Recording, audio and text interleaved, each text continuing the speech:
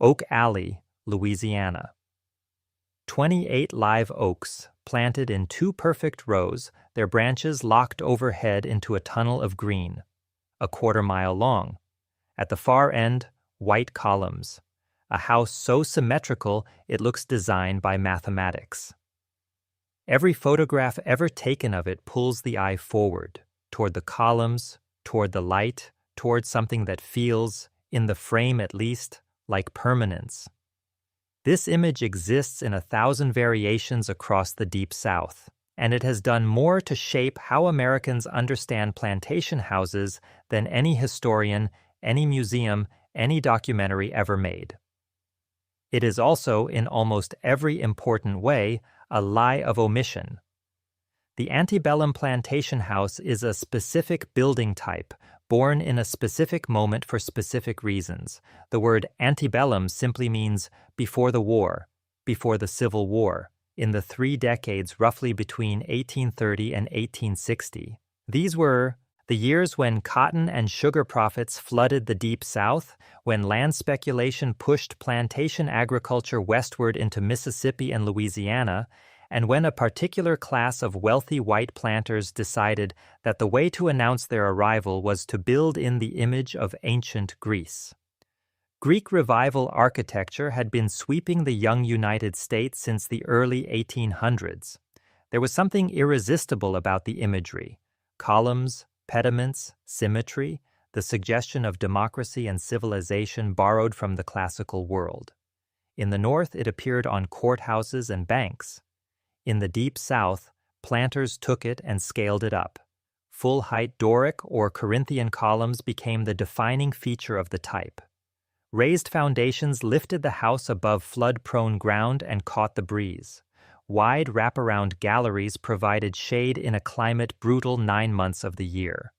The houses faced the river, the Mississippi, the James, the Savannah, because rivers were the highways of the cotton economy and your house needed to be seen from the water. The result was an architecture that looked eternal. That was precisely the point. But before going further into what these houses are, it is worth being clear about what they are not, because the mythology around them has been as carefully constructed as the buildings themselves. The plantation big house of popular imagination, the one from tourism brochures, from the long shadow of Gone with the Wind, from 100 wedding venue websites, suggests this was simply how the South lived. Grand, gracious, a certain leisured elegance spread across the landscape like Spanish moss. The reality is narrower. Even at the peak of the plantation era, only a small fraction of white Southerners owned plantations of any significant size, and only a fraction of those lived in houses that looked anything, like Oak Alley or Nottoway. Most slaveholders, and most white Southerners altogether, lived in ordinary farmhouses. Not mansions. The houses that survived, the ones that became tourist sites and film sets and architectural landmarks, represent the extreme upper end of the wealth distribution. They survived partly because they were built well, and partly because money tends to preserve the things it created. The modest, the ordinary, the unremarkable. Those structures decayed, were torn down, quietly disappeared. What remains is a curated sample, and that sample has been doing a great deal of cultural work ever since. Geographically, the type clusters in a specific arc of the South. Louisiana's River Road between New Orleans and Baton Rouge is where the type survives in its most concentrated form. Oak Alley, Laura, Nottoway, one after another along the river's curve. Mississippi built them wider, heavier, as if the delta itself demanded more weight. South Carolina's Rice Coast angled its galleries to catch the sea breeze, the piazzas running the length of the house like an open lung. Virginia's tidewater went further back still. Older bones, Georgian in memory, Greek revival only in the newer additions bolted on when the style swept south in their bones. What unites them across those regional differences is not just style but function. These were not simply houses. They were the administrative and symbolic centers of large agricultural enterprises, closer in organizational terms to a factory headquarters than to a family home. The big house sat at the apex of a landscape that included slave quarters, overseers' houses, barns, smokehouses, cotton gins or sugar mills, and work yards extending in every direction. The columns and the allée were the public face. Everything that actually made the operation run was pushed behind it to the edges of the frame. This is what the famous photograph never shows. Stand at the end of Oak Alley's tunnel of oaks, and the geometry is genuine, the trees are real, the house is beautiful in a way that is genuinely difficult to argue with. But the photograph has a frame. And outside that frame, behind the house, beyond the formal garden, there was once a different landscape entirely. Rows of small wooden cabins, work yards, a sugar operation, a world of enforced labor running from before dawn to well after dark, producing the profits that paid for every column, every imported mahogany door, every chandelier shipped upriver from New Orleans. The architecture was designed to manage exactly that relationship, to keep labor invisible from the front approach, to ensure a guest arriving by riverboat saw columns and live oaks, not the system underneath them. Understanding these houses means holding both things in view at once. The beauty is real. The question is what it was built to conceal, and how deliberately. That is where this story starts. By the 1830s, cotton prices on the Atlantic market were setting the rhythm of an entire civilization. That rhythm determined whether a Louisiana planter ordered marble mantelpieces from Italy or made do with painted wood. It determined whether a Mississippi landowner expanded his acreage westward or held still. It determined ultimately whether another column went up on another house along the river road, or whether the foundation sat unfinished through another season, waiting for prices to recover. The Antebellum plantation house was not built on southern soil alone. It was built on a transatlantic commodity market, a web of credit stretched between New Orleans counting houses and London banks, and a system of forced labor so economically efficient that it reshaped the entire American interior in less than 30 years. To understand where these houses came from, you have to follow the money, all the way back to its source. Cotton was the engine. By the 1830s, the American South was producing more than half the world's cotton supply, and the majority of it flowed through New Orleans, the second busiest port in the United States, before crossing the Atlantic to feed the textile mills of Lancashire and Manchester. The profits were real, and for a specific class of large planters, they were extraordinary. A plantation running a large enslaved workforce on prime Mississippi Delta land in a good year could generate returns that rivaled the most successful industrial enterprises in the North. Sugar told a parallel story in Louisiana. Sugarcane cultivation was concentrated in the parishes along the lower Mississippi, and it produced some of the wealthiest planters in the antebellum South. Sugar was more capital-intensive than cotton. The processing equipment alone, the mills and kettles and clarifiers, represented enormous fixed costs, but the margins for those who could sustain the investment were equally enormous. The grandest houses on the river road were almost all sugar money. Nottoway, the largest surviving antebellum mansion in the South at 53,000 square feet, was built by John Hampton Randolph on the back of a sugar operation running 155 enslaved workers. The scale of the house and the scale of the labor force were not coincidental. They were the same equation, expressed two different ways. But here is the part the architecture does not advertise. Almost none of this was built with cash. The antebellum plantation economy ran on credit, and that credit was secured in large part by the bodies of enslaved people. Banks across the South routinely accepted enslaved men, Women and children as collateral for mortgages and agricultural loans. A planter who wanted to build a new house, expand his acreage, or purchase additional enslaved workers would borrow against the people he already owned. The enslaved were simultaneously the labor force that generated the income and the collateral that secured the debt. By the 1850s, nearly every ounce of credit in the South touched the cotton economy, and human property was the largest line item on a planter's balance sheet. This was not backroom dealing, it was banking.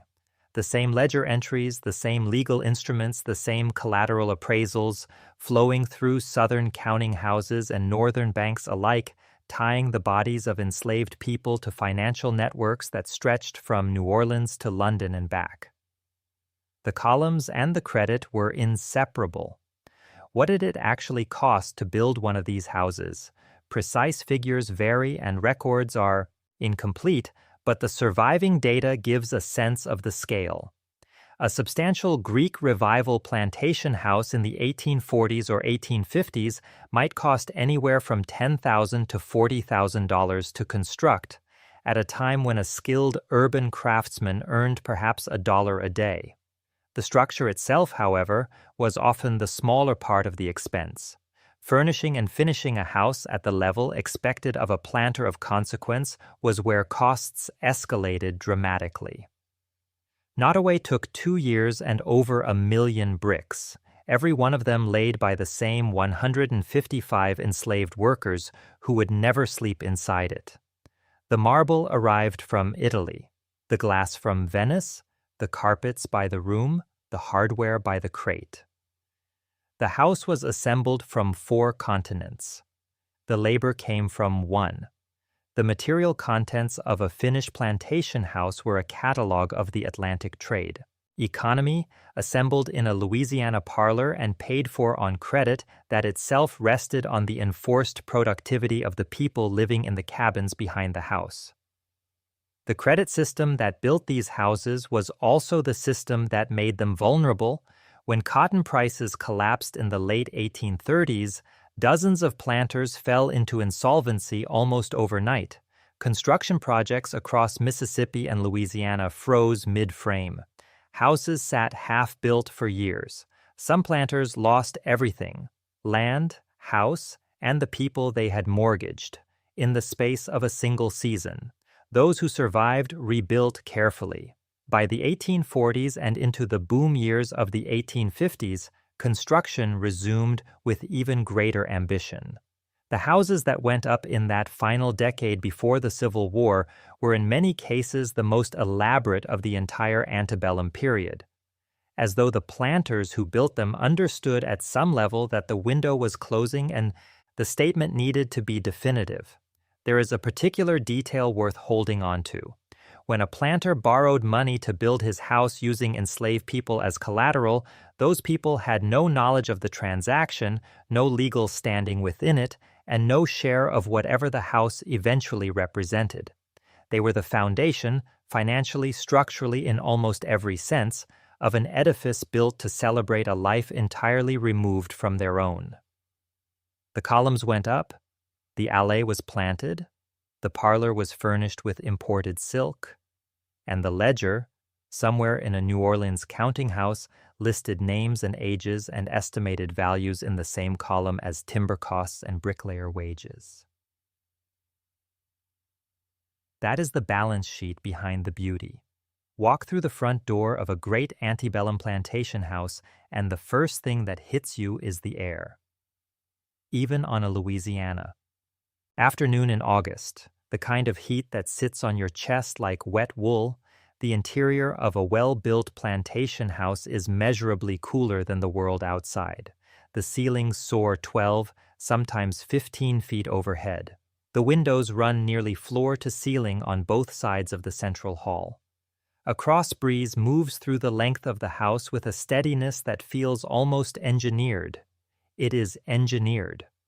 Almost every feature of the antebellum plantation house that reads today as aesthetic choice, the high ceilings, the deep galleries, the tall windows, the raised foundation, was first and foremost a climate solution. Before mechanical cooling, before electric fans, before any of the infrastructure modern buildings take for granted, these houses were sophisticated passive ventilation machines. The beauty and the engineering were the same thing, expressed in plaster and wood and brick. But the architecture was solving more than one problem at once, and the second problem it was solving had nothing to do with heat. The organizing principle of the antebellum plantation house interior is the central hall plan. A wide corridor, sometimes 10 or 12 feet across, runs straight through the house from the front door to the rear, dividing the ground floor into two symmetrical halves. Rooms open off either side, double parlors to one side, a formal dining room to the other, a library or study tucked toward the rear. The staircase rises from this hall, usually in a generous curve designed to be seen and admired by anyone entering from the front. This layout served ventilation first. Opening both the front and rear doors created a through draft that drew hot air out of the house. But it also served something else. It controlled movement. The central hall was the spine of the house's social geography. A visitor entering through the front door was immediately oriented. The formal rooms were to the left and right, accessible and visible. Everything beyond, the rear of the house, the service spaces, the working parts of the operation, was behind closed doors, down back stairs, or removed to separate outbuildings entirely. The house was designed so that the experience of being a guest in it required encountering almost none of the labor that sustained it. The formal rooms on the ground floor were the public face of plantation life. Double parlors, two interconnected reception rooms that could be opened into a single large entertaining space by folding back the doors between them, were standard in houses of any pretension. These rooms received visitors, hosted business discussions, displayed the family's taste and wealth through furniture, portraits, imported carpets, and decorative objects. The dining room, usually positioned for convenient access from the kitchen, was where the planter performed hospitality, a political act as much as a social one, since feeding neighbors, business partners, and local officials well was a form of maintaining influence. High ceilings in these rooms were not merely comfortable. They were communicative. A ceiling of 12 to 15 feet said something specific about the man who built the house. It said he had the resources to heat that volume of air in winter, to light it adequately, to furnish it at a scale that didn't look ridiculous. It said, in the architectural language of the era, that he belonged to a particular class and intended to be taken seriously within it. Now consider how food arrived at that dining room table. In most antebellum plantation houses, the kitchen was not inside the main structure at all. It was a separate outbuilding positioned to the rear, sometimes connected by a covered walkway, sometimes entirely detached. This was partly a fire precaution. A kitchen fire in a detached structure was a serious problem, but a kitchen fire inside the main house was a catastrophe. But the separation served another purpose. It kept the sounds, smells, heat, and above all the people of food preparation invisible to anyone in the formal rooms. Food traveled from a detached kitchen across an open yard or covered passage, carried by enslaved domestic workers who moved through a rear service landscape specifically designed to keep them out of the sightlines of formal entertaining. Backstairs, narrower, steeper, tucked against the rear wall, connected the service basement to the upper floors. Service entrances opened onto rear yards rather than front approaches. The house was a machine for producing a single illusion, that everything arrived, the food, the pressed linen, the polished silver, the warm room, somehow without human effort. The raised basement or raised foundation, common in Louisiana and coastal South Carolina particularly, added another layer to this system. Ground floors were elevated 4, 6, sometimes 8 feet above grade on brick piers or a continuous masonry base. This protected against flooding, improved airflow beneath the structure, and created a semi-enclosed basement level that could house storage, wine cellars, and in many cases the working infrastructure of the house: laundry, food storage, sometimes the quarters of domestic workers who needed to be on call through the night. The basement was below the sight line of anyone approaching from the front. Whatever happened there, the washing, the pressing, the storing, the sleeping, was architecturally submerged. Upstairs, the bedroom floors followed similar logic. Family bedrooms occupied the primary rooms. Smaller rooms at the rear, adjacent to the back stairs, were used by children's nurses and personal attendants who needed to be close but not visible. Privacy in the antebellum plantation house was not a concept that applied equally to everyone inside it. For the family, the architecture provided seclusion and comfort. For the domestic workers who maintained that comfort around the clock, the architecture provided proximity without acknowledgement. This is what makes these buildings remarkable as objects of study. Beyond their undeniable visual power, every spatial decision, where the stairs are, where the kitchen sits, where the service entrance opens, is a decision about who gets to be seen and who is supposed to disappear. The house was built to project order, grace, and effortless refinement. The effort was never effortless. It was simply designed out of view. Somewhere in the archives of the Historic New Orleans collection, there is a plantation account book from the 1840s. Time equals 1.0 seconds, greater than, it records, in careful columns, the daily expenses of running a Louisiana sugar operation. Lumber deliveries, brick costs, payments to a plasterer, payments to a carpenter. And then, in the same ledger, in the same handwriting, the names of enslaved people, their ages, their assigned tasks, their estimated monetary value as property. The plasterer who received payment and the enslaved bricklayer who worked beside him are recorded in the same document, one as a creditor, one as an asset. The house they built together still stands, only one of them is remembered as having built it. This is the central fact of antebellum plantation construction. The most skilled, most sustained, and most consequential labor that went into these buildings was performed by people who received nothing for it, were credited with nothing for it, and whose names were recorded, when recorded at all, in the same columns as livestock and farm equipment. The construction of a significant plantation house was not a quick affair. A house of the scale of Oak Alley or Nottoway could take 3 to 5 years from groundbreaking to finished interior, sometimes longer if credit tightened or materials were delayed. The workforce involved was large, layered, and surprisingly specialized. At the top were white master builders or architects, often brought in from New Orleans, Natchez, or Charleston, who provided the design and supervised the overall project.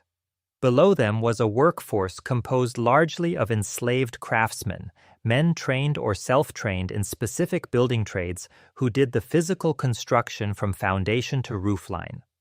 Enslaved carpenters framed the structures. Enslaved bricklayers laid the foundations and the chimneys.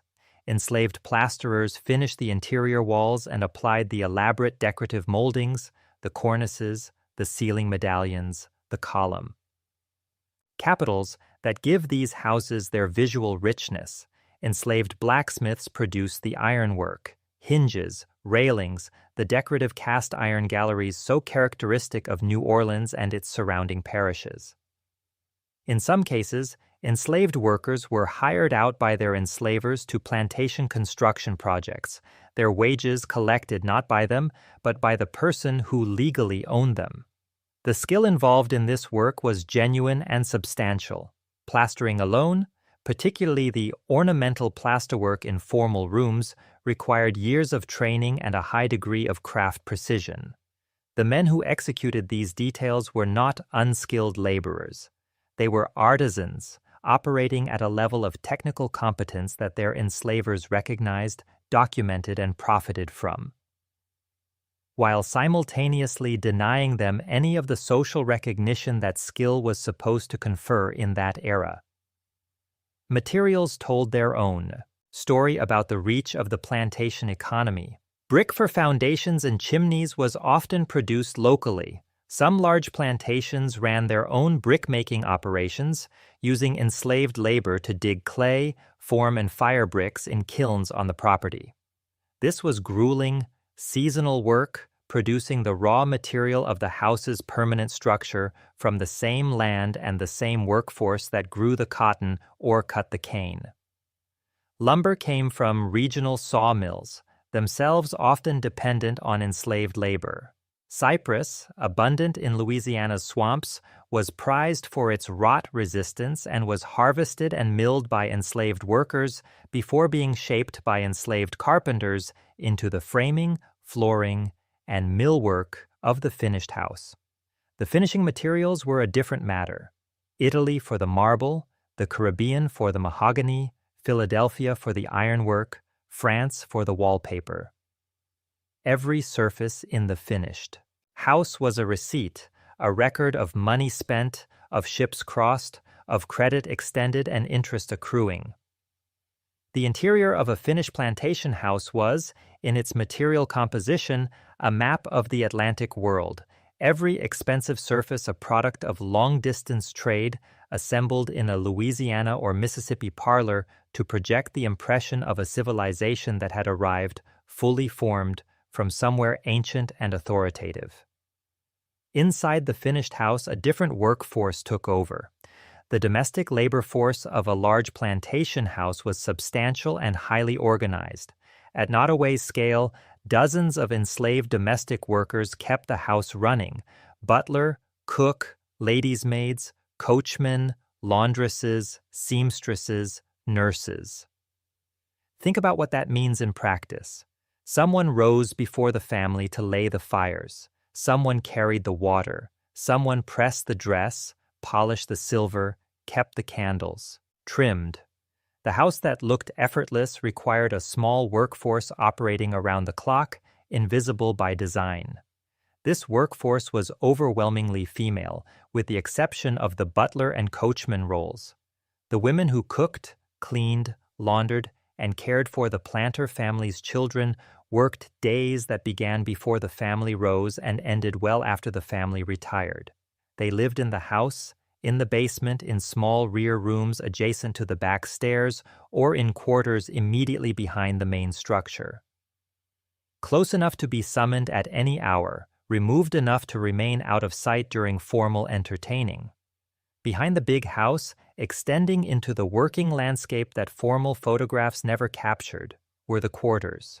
Small wooden cabins, usually arranged in rows along a street or lane set back from the main house, housing the field workers and many of the domestic workers' families.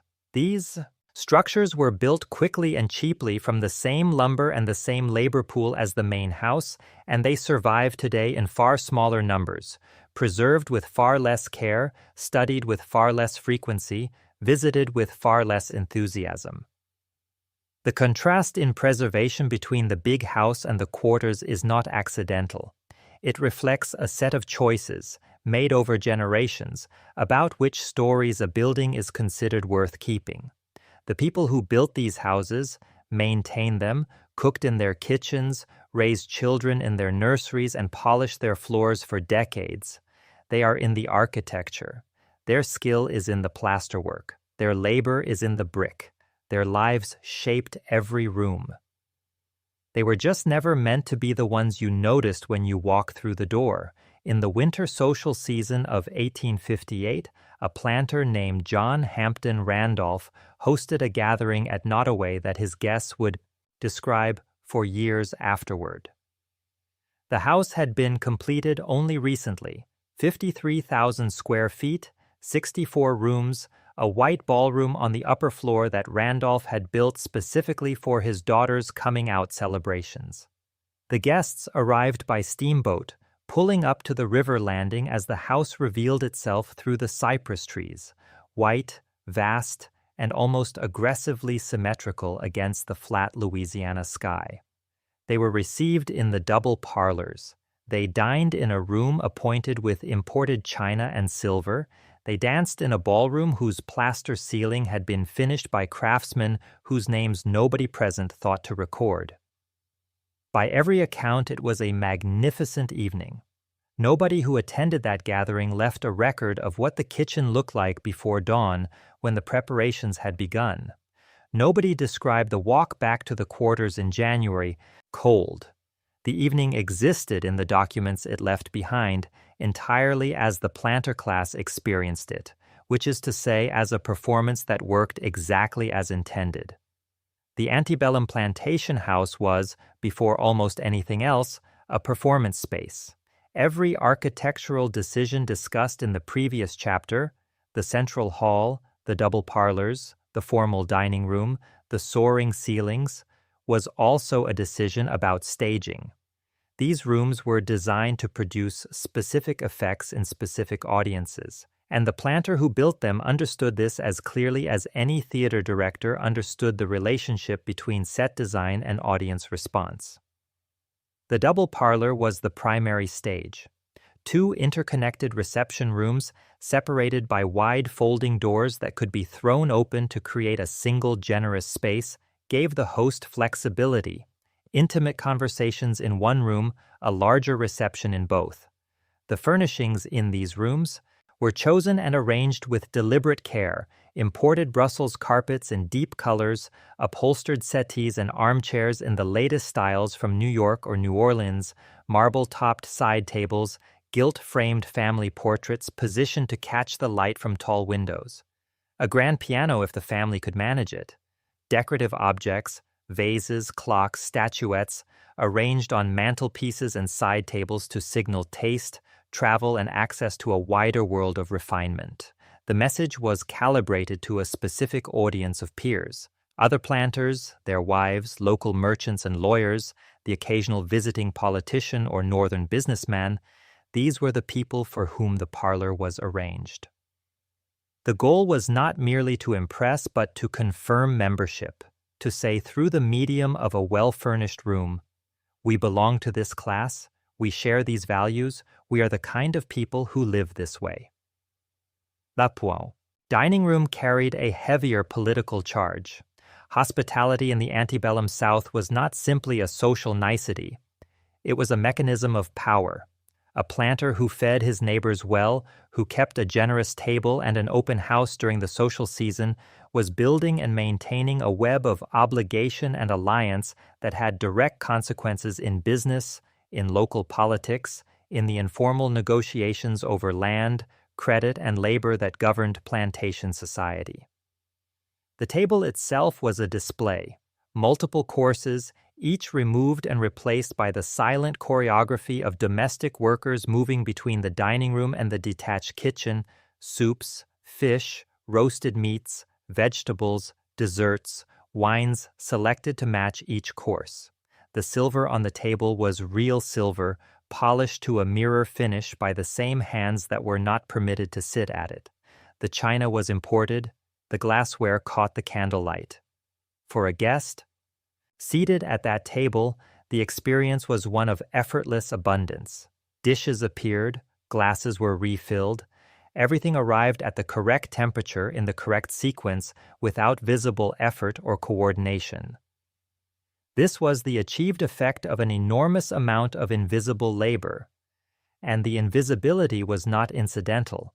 It was the point. The dining room performance only worked if the backstage remained backstage. The plantation house also functioned as a business headquarters, and this dimension of its use is often underplayed in the romantic retelling. The planter's study or library, positioned toward the rear of the ground floor or sometimes on an upper floor, was where the actual administration of the enterprise took place. Account books were kept here, recording the names, ages, productivity, and appraised values of every enslaved person on the property, alongside crop yields, equipment costs, debt payments, and correspondence with factors. In New Orleans or Charleston, factors were the commission agents who sold the planters cotton or sugar on the market, advanced credit against future crops, and sourced the imported goods that arrived by steamboat, furniture, fabric, wine, machinery. The study was where a planter met with his overseer each morning to receive reports on the previous day's work and issue instructions for the day ahead. It was where he wrote letters to his banker, negotiated the purchase or sale of land, and managed the legal paperwork involved in transactions that, in the antebellum South, routinely included the buying and selling of people. The elegant rooms at the front of the house projected refinement and leisure. The study, a few doors away, was where the machinery of that refinement was managed with ledger and pen. The social season in plantation country ran roughly from late autumn through early spring, the period after the harvest was in and before. The heat and disease risk of the Louisiana or Mississippi summer made extended socializing impractical. During these months, the river road between New Orleans and Baton Rouge was alive with steamboat traffic, carrying guests between plantations. Balls, dinners, and extended house parties moved through the social calendar in a rhythm that the grandest plantation houses were specifically built to support. The white ballroom at Nottoway, plaster white walls, arched windows, a floor of polished wood large enough for a genuine dance, was built for exactly this season.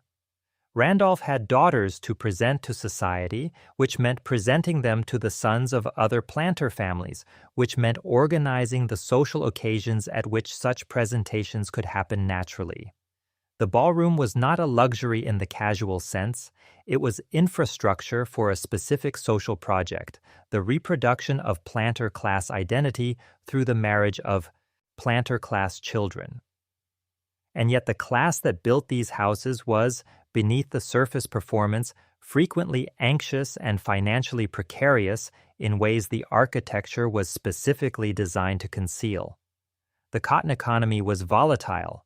Prices moved with global markets that no Louisiana planter could influence or predict.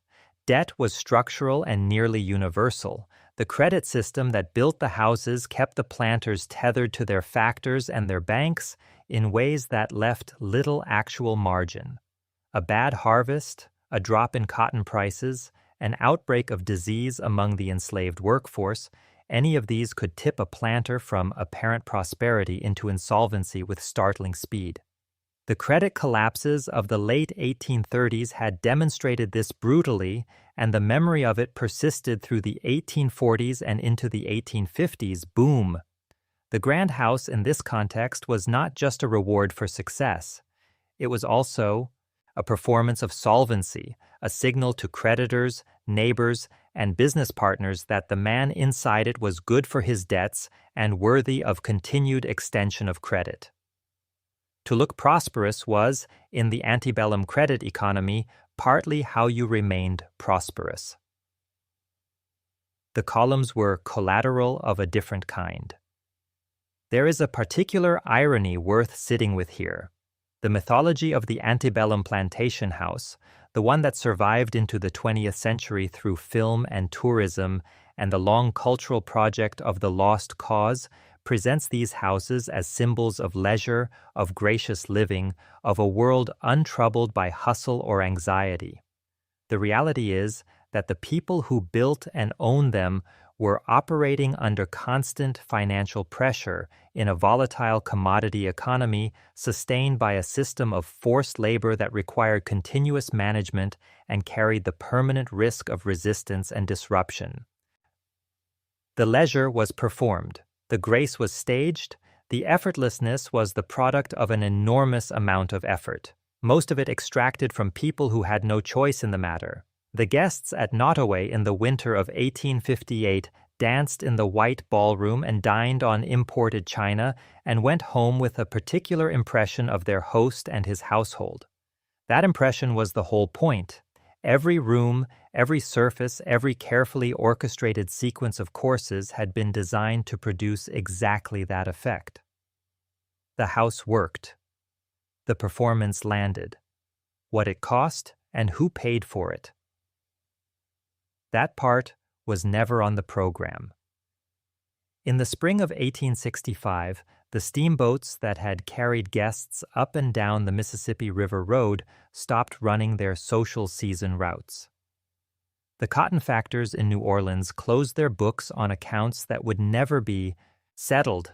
Across Louisiana, Mississippi, Alabama, and Georgia, plantation houses that had hosted balls and business dinners and coming out celebrations through the previous decade sat suddenly quiet.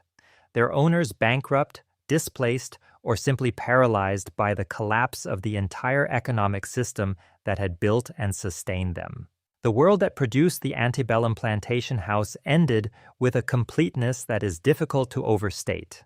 Not just the Confederacy, not just the legal institution of slavery, but the entire interlocking structure of credit, commodity production, forced labor, and social performance that these buildings had been designed to house and project. Gone, inside the span of 4 years, leaving the physical structures behind like shells on a beach after the tide has pulled back. What happened next to those shells is a story about survival, reinvention, and the remarkable human capacity to change the meaning of a place without changing the place itself.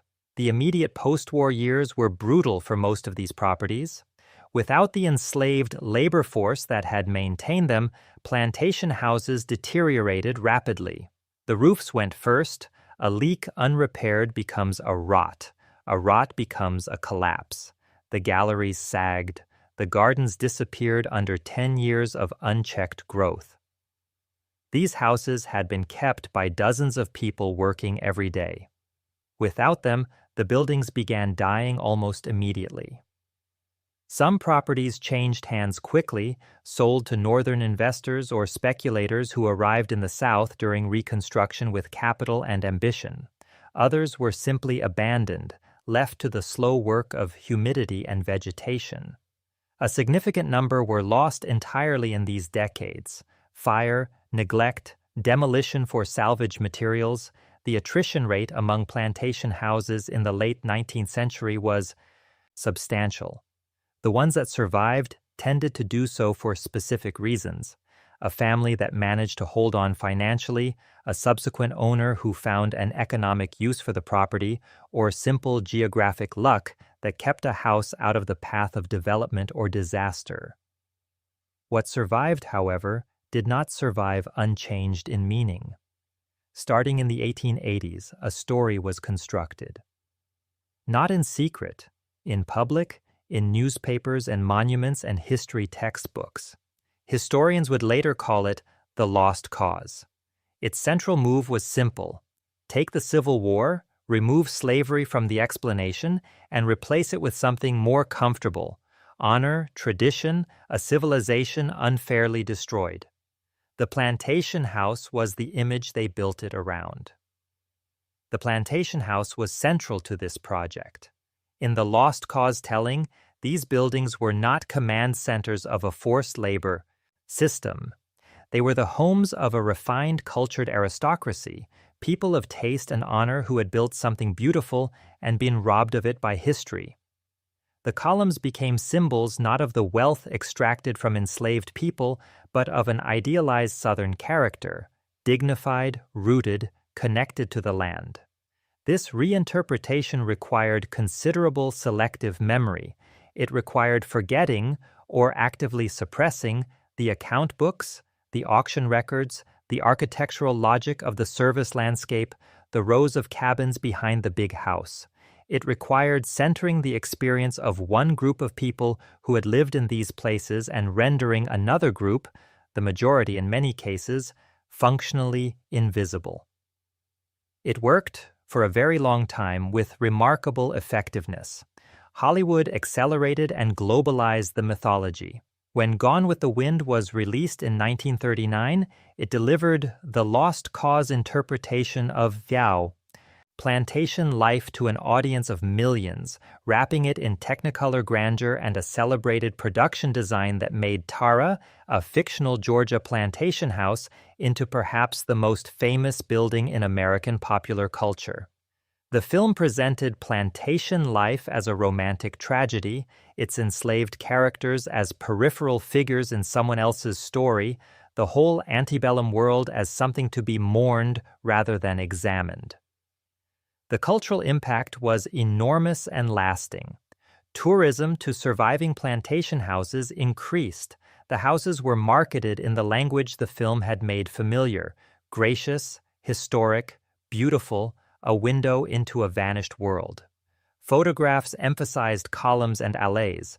Brochures described formal gardens and period furnishings. The quarters, where they survived at all, were mentioned briefly or not at all. The economic reinvention of these properties followed a predictable arc. Some became private, homes for wealthy families who could afford the maintenance. Some were subdivided into apartments or allowed to decay into rooming houses. A significant number found their most durable post-war business model in the mid-20th century when the heritage tourism economy began to take shape across the South. Houses like Oak Alley and Nottoway opened to paying visitors, offering tours of the formal rooms, the gardens, the architectural features. Some added restaurants, gift shops, overnight accommodations. Oak Alley today operates as a full resort with cottages for overnight guests and a restaurant in a restored outbuilding. Nottoway operates as a hotel and event venue. The plantation house had found its 21st century economic purpose. As a setting for weddings, anniversary dinners, and weekend escapes, the imagery of antebellum grandeur repackaged as luxury hospitality. But the story being told inside these houses was beginning slowly and unevenly to change. By the late 20th century, a generation of historians, preservationists, and descendants of enslaved people had begun pushing back against the interpretive framework that had governed plantation tourism since its inception. The argument was straightforward: a site that tells only the story of the planter family is not preserving history. It is curating a myth. Some sites responded, interpretive programs were revised, guides were trained to discuss enslaved life alongside architectural history. Archaeological work on quarter sites began to recover material evidence of lives that the documentary record had largely ignored. Others resisted, calculating, correctly in some cases, that their paying visitors preferred the romance to the reckoning. The houses stood through all of it, through bankruptcy and abandonment, through the lost cause reinvention, through Hollywood and heritage tourism, and the slow, contested process of reinterpretation. They outlasted the system that built them, outlasted the mythology that rescued them from decay, and arrived in the present moment still standing, still beautiful, and still carrying, in their floor plans and their service entrances and their carefully positioned back stairs, the full record of what they were actually built to do. The columns did not change. The stories told beneath them did. That tension is what the final chapter has to reckon with. On a Tuesday morning in December 2014, a museum opened in Wallace, Louisiana, on the west bank of the Mississippi River, about 30 miles upstream from New Orleans. The property had been a working sugar plantation.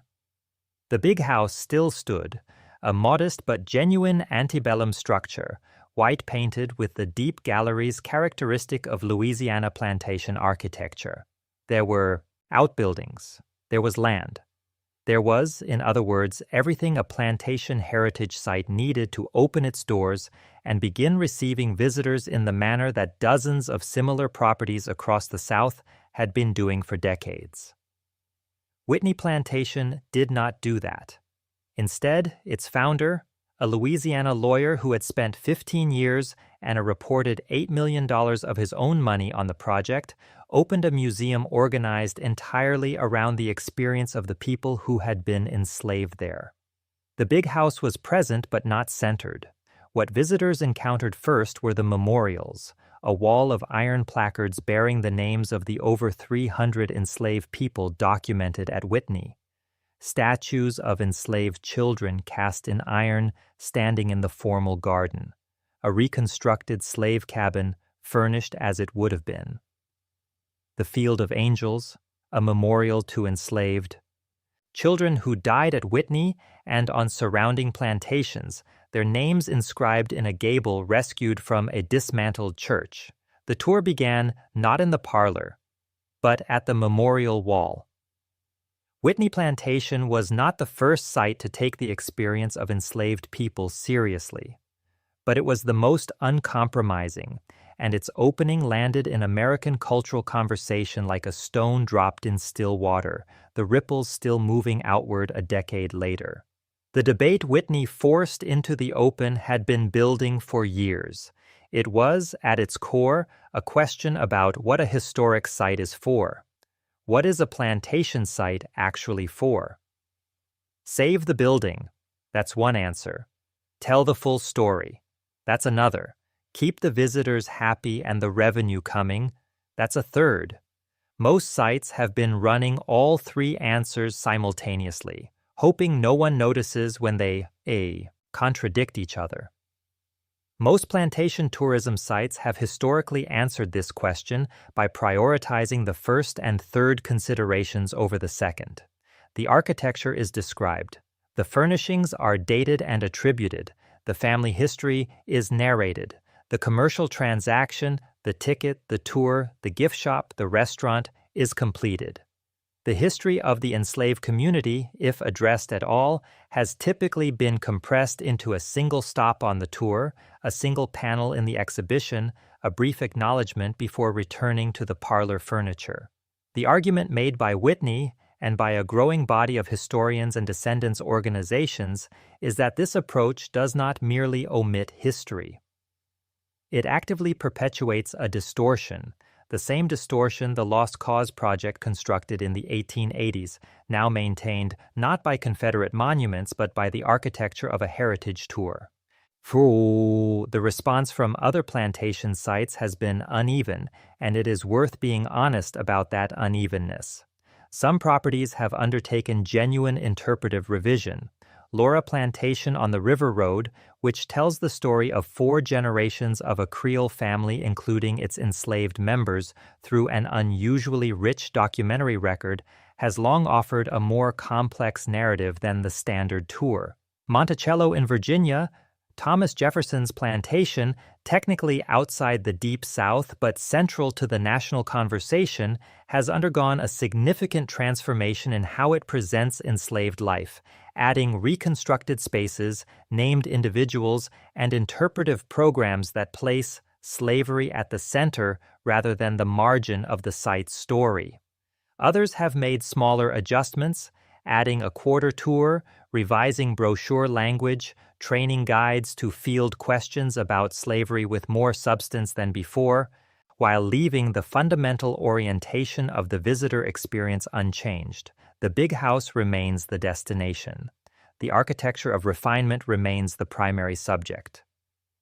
The aesthetic experience the visitor came for is still delivered, and some sites have made a different calculation entirely, that their market, the wedding parties, the anniversary dinners, the weekend guests booking cottages, does not want the reckoning, and that providing it would damage a business model that the property's survival depends on. This is where the conversation stands in the present moment, and it is genuinely unresolved. There is a version of the preservation argument that deserves to be taken seriously. These buildings are irreplaceable physical artifacts. The craftsmanship embedded in their plasterwork, their millwork, their brick and timber construction represents skills and techniques that no longer exist in the same form, allowing them to deteriorate through neglect, through the economics of deferred maintenance, through demolition, would be a permanent loss. Preservation requires money. Money, in the current economy, often comes from tourism. Tourism requires a product that people will pay for. The counter-argument is equally serious. A preservation strategy that maintains the building while suppressing the full history of the people who built and inhabited it is not neutral. It makes a choice about whose story is worth preserving. And that choice, made thousands of times across hundreds of sites over more than a century, has produced a landscape of public memory in which the architecture of the planter class is meticulously maintained while the material evidence of enslaved life, the quarters, the workyards, the kitchen outbuildings, has been allowed to disappear at a rate no one found alarming enough to reverse. The Ashadans, houses themselves, are indifferent to this argument. They stand where they were built, doing what architecture always does, outlasting the intentions of the people who made them and accumulating meanings those people never anticipated. Walk through the front door of Oak Alley today, and the air still moves through the central hall with the same cross-draft efficiency it had in 1839. The ceilings are still 12 to 15 feet high. The galleries still wrap around all four sides, still shading the walls from the afternoon sun. The alley of 28 live oaks, planted in the 18th century, long before the house was built, by hands whose names the documentary record did not think worth keeping, is still there, still drawing the eye toward the house from the river road. The beauty has not diminished. The questions the beauty raises have only grown larger. What do you do with a place like this? The beauty is real. The cost was real. Every generation that has stood in front of these columns has had to decide what to do with holding both of those things at once. That decision, right now, is being made again. That choice, right now, is being made again. And unlike the people who built these houses, we can see exactly what we are deciding and why it matters.